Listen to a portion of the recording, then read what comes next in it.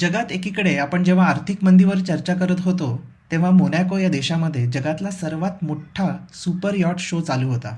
या शोचे हे 31वे वर्ष होते. या शोमध्ये उपस्थित असलेल्या सुपर यॉट्सचं व्हॅल्युएशन $4 बिलियन आसपास होतं.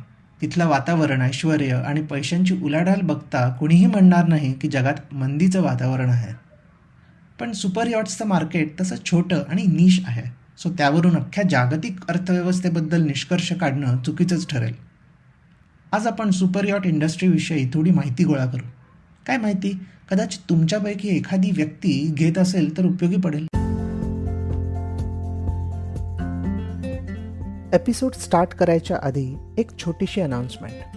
इकॉन गली मराठी पॉडकास्टला तुम्ही सर्वांनी आत्तापर्यंत खूप छान प्रतिसाद दिलात. हा पॉडकास्ट प्रोड्यूस करणं सोपं नाही आहे.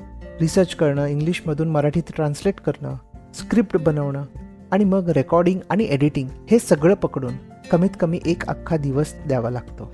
या व्हेंचरमधून मला फायनान्शियली काहीच फायदा होत नाही, पण मानसिक समाधान नक्की मिळतं. तुम्हाला जर असं वाटत असेल की ह्या पॉडकास्टमुळे तुम्हाला थोडा तरी फायदा होत आहे, तर तुम्ही देखील हा पॉडकास्ट प्रोड्यूस करू शकता. तुम्ही माझी एक कॉफी स्पॉन्सर करू शकता किंवा माझा अख्खा लंच. शो नोट्समध्ये बाय मी अ कॉफी या वेबसाईटची एक लिंक आहे. ती ओपन करून तुम्हाला हवी तितकी अमाऊंट टाकून तुम्ही ह्या पॉडकास्टला सपोर्ट करू शकता. Thank you once again for all the love and support. Let's go back to the episode.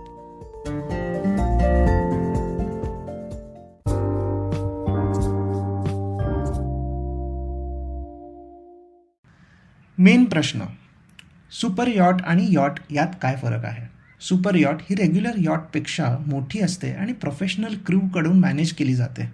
Technically जर यॉटला 24 मीटरपेक्षा अधिक लोड लाईन असेल तर तिला सुपर यॉट म्हणतात. सुपर यॉट्समध्ये साधारण 5 एरियाजमध्ये लोक कामं करतात. Captain, chef, interior staff, engineer आणि डेक क्रू असे हे एरियाज. ही मंडळी सुपर यॉटवरच राहतात आणि मोस्टली प्रत्येकाला स्वतःची कॅबिन असते. त्यांना पगारही खूप असतो आणि त्यांना ऑलमोस्ट रोज यॉटवरच राहावं लागतं. हे सगळे एक्सपेन्सेस त्या सुपर यॉटच्या मालकाला पे करावे लागतात. सुपर यॉट्स विकत घेण्यासाठी ब्रोकर्ससुद्धा असतात. फ्रेसर यॉट्स ब्रोकरच्या मते 2021मध्ये सुपर यॉट्सचे सेल्स 68%ने वाढले. 2021 हा एक रेकॉर्ड इयर होता. 2022मध्ये देखील डिमांड खूप स्ट्रॉंग आहे, पण यावर्षी सप्लाय फार कमी आहे. यॉट्स बनवायला वेळ लागतो आणि शॉर्ट टर्ममध्ये तेवढ्या प्रमाणात यॉट्स बनवता येत नाहीत. डिमांड बाबतीत बोलायचं झालं तर सर्वाधिक डिमांड ही US मधून येते. टोटल सुपर यॉट मार्केटमध्ये US चा शेअर 23% आहे. त्याच्या पाठोपाठ रशिया, ज्याचा 9% शेअर आहे. आणि मग ग्रीस, इटली, टर्की अशा देशांमधूनही खूप प्रमाणात डिमांड वाढत आहे. वर्षानुवर्षे रशियन ऑलिगार्क्सकडून डिमांड वाढत असायची, पण यावर्षी मात्र ही डिमांड कमी झाली. याचं मुख्य कारण युद्ध आहेच, पण त्याहून महत्त्वाचं म्हणजे वेस्टर्न कंट्रीजकडून जे सँक्शन्स लादलेले आहेत त्यामुळे बऱ्याच रशियन ऑलिगार्क्स किंवा बिझनेसमॅनच्या यॉट्स US, जर्मन, इटालियन आणि इतर वेस्टर्न कंट्रीजने जप्त केले आहेत. पण मोनॅकोच्या शोमधून अशा प्रकारचे कोणतेही चिंताजनक चित्र बघायला मिळाले नाही. उलट खूप जास्त ऑर्डर्स आणि खूप जास्त उत्साह बघायला मिळाला होता. फ्रेसर यॉट्सच्या मते 30% क्लायंट्स पहिल्यांदाच यॉटिंग एक्सपिरियन्स घेत होती. ही अशी लोकं होती ज्यांच्या मित्रांकडे किंवा फॅमिली किंवा कलिग्सकडे यॉट्स आहेत.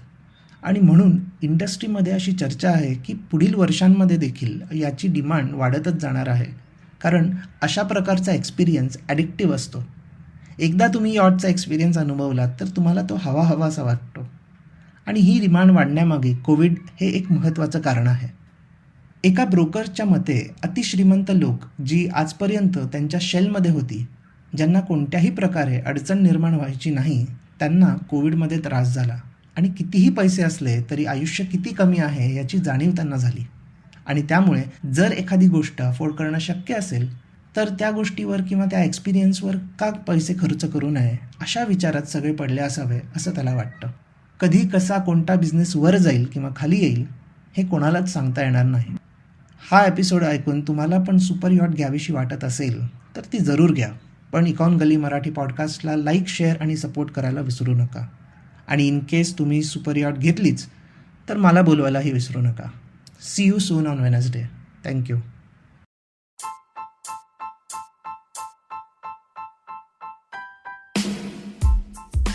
तुम्ही हा एपिसोड स्पॉटिफाय, इकॉनगली वेबसाईट आणि लीडिंग पॉडकास्ट ॲप्सवर ऐकू शकता. मी दर सोमवार, बुधवार आणि शुक्रवार नवीन एपिसोड्स घेऊन येतो. तुमचा फीडबॅक आणि सजेशन्स शो नोट्समध्ये दिलेल्या माझ्या ब्लॉग, लिंक्डइन किंवा ट्विटर अकाउंट्सवरून मला नक्की कळवा.